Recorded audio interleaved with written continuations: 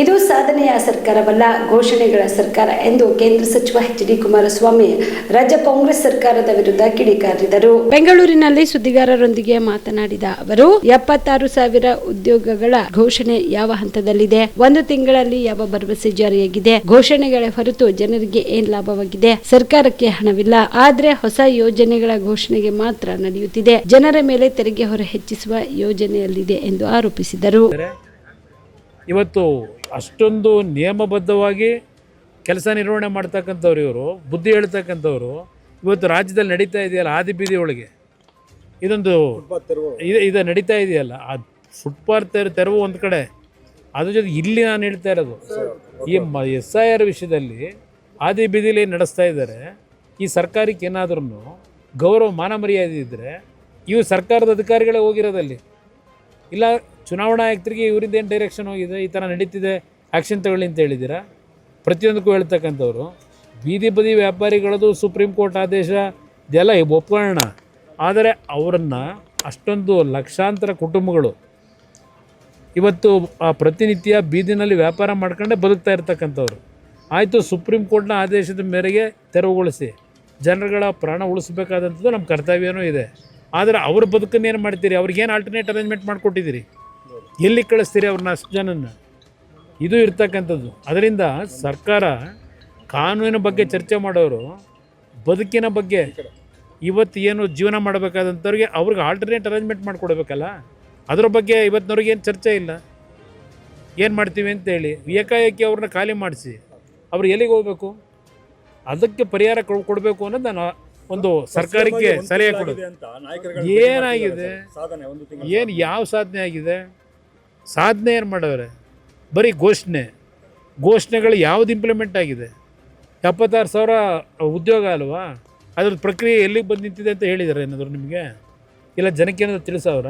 ಘೋಷಣೆಗಳಾಗಿದ್ದಾವೆ. ಯಾವ ಕೆಲಸ ಇವತ್ತು ಈ ಸರ್ಕಾರದಲ್ಲಿ ಒಂದು ತಿಂಗಳಿನಲ್ಲಿ ಇಂಪ್ಲಿಮೆಂಟ್ ಆಗಿರೋದು ಹೇಳಿ? ಭಾರತ್ ಜೋಡೋ ಅದೆಂಥದ್ದು ಅವ್ರ ಕಾರ್ಯಕರ್ತರಿಗೆ 10 ಲಕ್ಷ ಕೊಡ್ತಾರಂತೆ ಒಂದು ಪಂಚಾಯತಿಗೆ. ಘೋಷಣೆ ಆಗಿದೆ. ಸರ್ಕಾರದ ದುಡ್ಡಿಲ್ಲದೆ ಸರ್ಕಾರದವರು ಜನಗಳ ಜನಗಳ ಜೋಬು ಕೈಯಾಗಿ ಪಿಕ್ ಪ್ಯಾಕೆಟ್ ಮಾಡೋದು ಹೆಂಗೆ ಅಂತ ಪ್ರತಿಯೊಂದರಲ್ಲೂ ಯೋಚನೆ ಮಾಡ್ಕೊಂಡು ಕೂತಿರೋರು ಇವರು ಇವೆಲ್ಲ ಕಾರ್ಯಕ್ರಮ ಅನುಷ್ಠಾನಕ್ಕೆ ತರ್ತಾರೆ. ದೊಡ್ಡ ದೊಡ್ಡ ಕಾರ್ಯಕ್ರಮಗಳು ಏನಾದರೂ ಇದ್ದರೆ, ದುಡ್ಡು ಹೊಡೆಯೋ ಕಾರ್ಯಕ್ರಮ ಇದ್ದರೆ ಅವಕ್ಕೆ ಫೌಂಡೇಶನ್ ಹಾಕೊಂಡು ಹೊರಟು. ಶಾಬದಿ ಮಲ್ಟಿ ಸ್ಪೆಷಾಲಿಟಿ ಹಾಸ್ಪಿಟಲ್ ಮತ್ತು ಟ್ರಾಮಾ ಕೇರ್ ಸೆಂಟರ್ 24x7 ತುರ್ತು ಚಿಕಿತ್ಸಾ ಸೌಲಭ್ಯ ಉಳ್ಳ ಆಸ್ಪತ್ರೆ.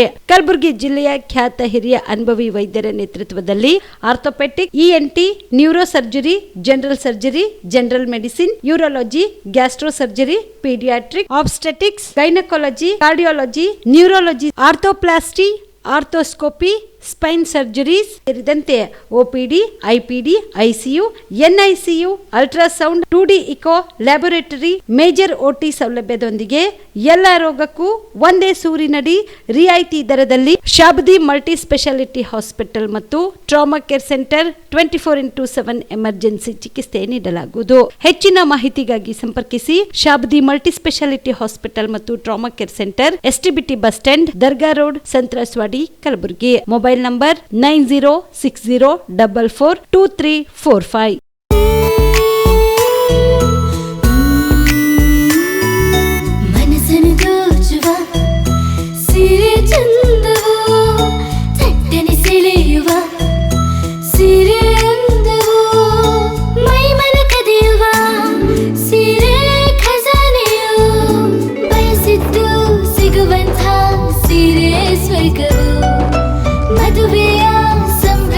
ಚಿತ್ತಾರದ ಸೀರೆಗಳು, ಶುಭದ ಕಾರ್ಯದಿ ಬಣ್ಣಗಳ ನರ್ತನ, ವಿಧ ವಿಧ ಸಂಗ್ರಹದಿ ಮನವನ್ನು ಅಪಹರಿಸೋ ವಿಜಯಲಕ್ಷ್ಮಿ ಸಿಲ್ಕ್ಸ್ ಸರಸಾಟಿಯಲ್ಲಿದೆ. Vijayalakshmi silks, Vijayalakshmi silks. ಗುಲ್ಬರ್ಗ ಜಿಲ್ಲೆಯಲ್ಲಿಯೇ ಮಹಿಳೆಯರ ಮತ್ತು ಮಕ್ಕಳ ವಸ್ತ್ರಗಳ ಏಕೈಕ ಅತಿ ದೊಡ್ಡ showroom Vijayalakshmi silks, city centre mall, super market road, Gulbarga.